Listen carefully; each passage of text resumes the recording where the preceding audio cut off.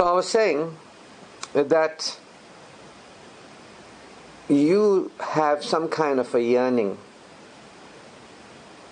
within your being to go beyond who you've been, to go beyond how you've interacted and related, how you've lived, and what you've experienced. You know that at some level, there is more for you.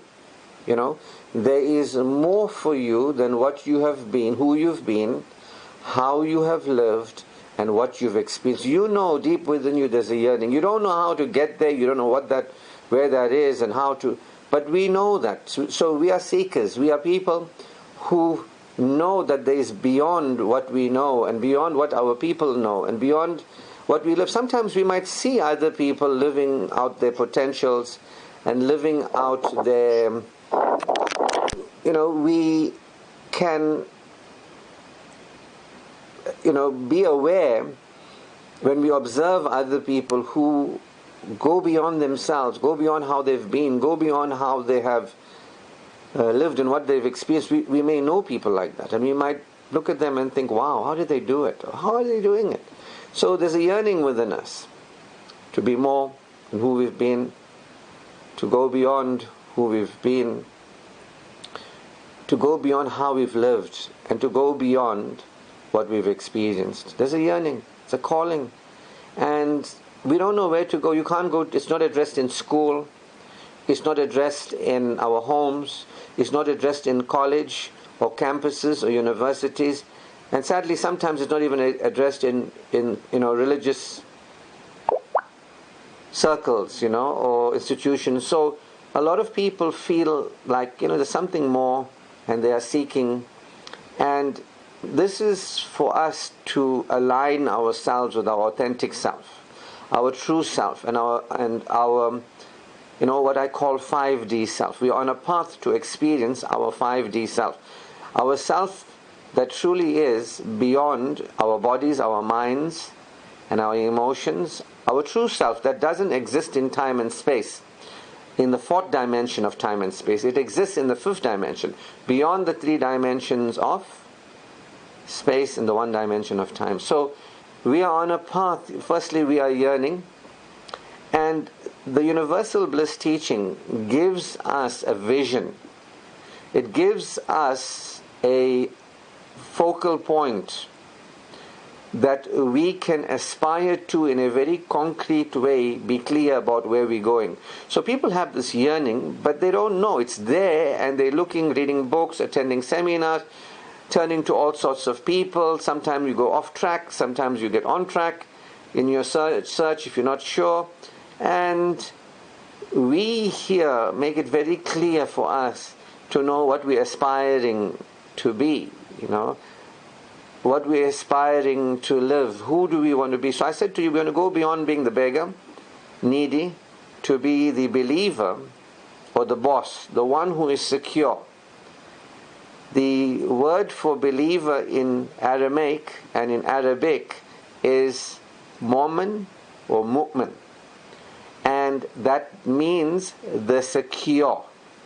The secure. A believer is one who is secure, a non-needy human being, a being that already knows, I have what I require. I don't need.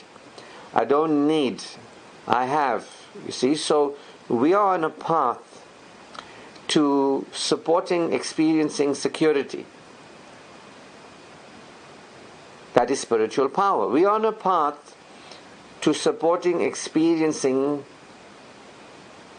spiritual growth, which is spiritual power. That's what it is. Spiritual growth. This teaching is in support of your spiritual growth. But you might say, Ashraf, we haven't really got into spirituality.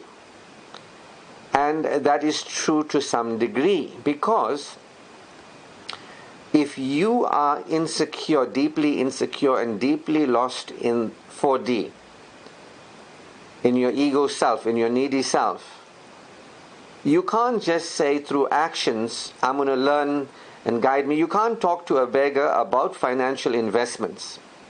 Can you go to the beggar and say to him, look, I've got a nice proposal for you, you can invest money, and you can actually do quite well financially. You can't talk to a beggar. You can't have that conversation with a beggar. Even a love beggar. A love beggar, you can't go to a person who's needy on a man or needy on a woman and have a conversation. Somebody who's insecure around money or insecure around love, you can't have a conversation with them about what a mutually enjoyable and satisfying love life is. You can't have that conversation with them. You see? So I can't have a conversation with you until I bring you up to speed that you can understand matters of spirituality. So if you think, but if it's a spiritual teaching, why from the word go we're not talking about God, and we're not talking about worship and prayer and all that sort of thing, that when you go to a spiritual organization, that's the first thing they tell you about? I said, because you can't hear what I'm saying. We've got to get you from 4D, not through action to 5D, but through application to get you to 5D.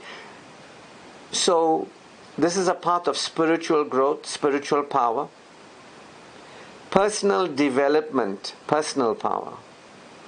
That you go beyond being a needy, beggarly type of person to a secure person, non-needy, free.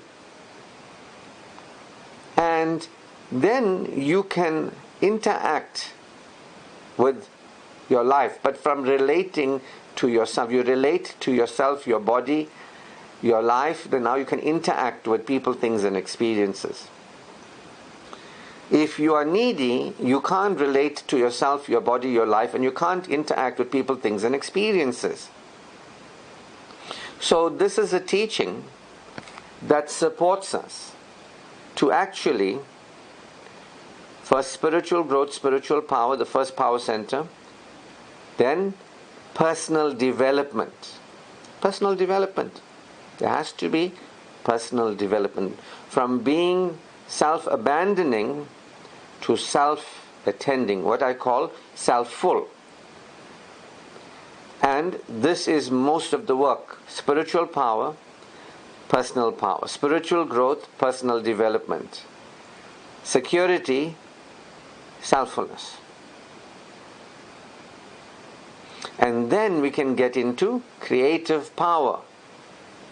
Experiential enrichment, life and afterlife enrichment. I can't talk to you about supraconscious functioning when you are operating unconsciously and subconsciously. If you are operating unconsciously and subconsciously, first we have to address working with you at a conscious level, which is what I've been doing for the past 3 months. Working with you at a conscious level, engaging your mind, supporting you through an awareness and an understanding to have an experience. So, the grounding work is so important, and it has been done, at least theoretically. And now we can go deeper. The foundation is there, the grounding. Now we can build walls. See, now we can build walls. For the people that might be thinking, we came for the first session, we expected in 1 4-hour session our lives to change, it is very unreasonable. Those are the people who will never actually really change, If you expect to sit in a car on the driver's seat and drive a car, if you've never driven a car, and you're thinking some teacher can get you there in one session, in 4 hours a teacher can get you on the road driving, and you know nothing about driving. It can't work like that. We've got to be reasonable. So there are people that are looking for quick fixes. What's that one thing? What's the hack? There is no hack. You've got to apply yourself. Any spiritual master will tell you what I'm telling you. That I can't just teach you, affirm this and visualize that, and you'll get what you want. We can't ask a beggar, what do you really want? We can't ask a beggar that. They'll say, give me money. I want you to give me money. No, what do you really want? I don't want to starve. What do you really want? I want money for shelter. What do you want? I don't want discomfort. So you can't ask a beggar, a needy person, an insecure, a 4D functioning person, you cannot ask them, what do you want? I can't ask you what you want. And you might tell me all the things you want, but you're telling me from a needy person, from a beggar consciousness, you're telling me from a person who's self-abandoning. No. We got to get you to being secure, experientially secure. We got to get you to being self-full, being an empowered adult, personal development. From there, we can show you how to apply yourself super and supra-consciously. Remember we said most people are operating unconsciously and subconsciously. Some people operate somewhat consciously. And I said to you, our work together is to become more and more conscious so that we can become more and more super-conscious and that we can apply ourselves supra-consciously. That's how we move up. When I showed you that little diagram, a little circle at the bottom, all the way up, a bigger circle like rays of the sun. And I said, we want to go from 4D to 5D. And you might be thinking, yes, so what do we do? No. It's not about what do we do. See, action. You can't go from 4D to 5D through action. A beggar cannot become financially prosperous through begging some more and some more. You understand? More and more begging. If I get more and more money as a beggar, I'll become rich. Begging has got nothing to do, insecurity has got nothing to do with the lack of money or lack of love. No matter how much a man can love you, if you are insecure, it'll never be enough. Or no matter how much a woman can love you, if you are insecure, it will never be enough. If you are a money beggar or a love beggar, no matter how much of what you think you need, and if you're going to get it, you'll be okay. You never will. You never will. You understand?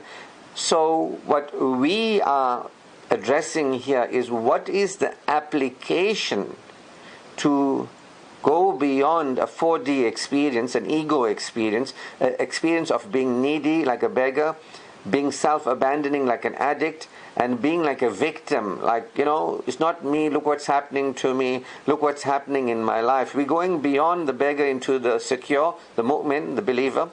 We're going beyond the addict into an adult, and we're going beyond the victim into a vicegerent. What is a vicegerent? One who has power, deputized. A vicegerent of God is a representative of God on earth, a vicegerent. That means you can relate to God through prayer, or if you want to call it the subconscious, the power of the cosmic mind power, whatever you want to call it, mind powers, there is a power that you can access and utilize. So when you do that, you are actually being a vicegerent. You are actually connecting with God, universal source energy, the one power, and working with that one power to materialize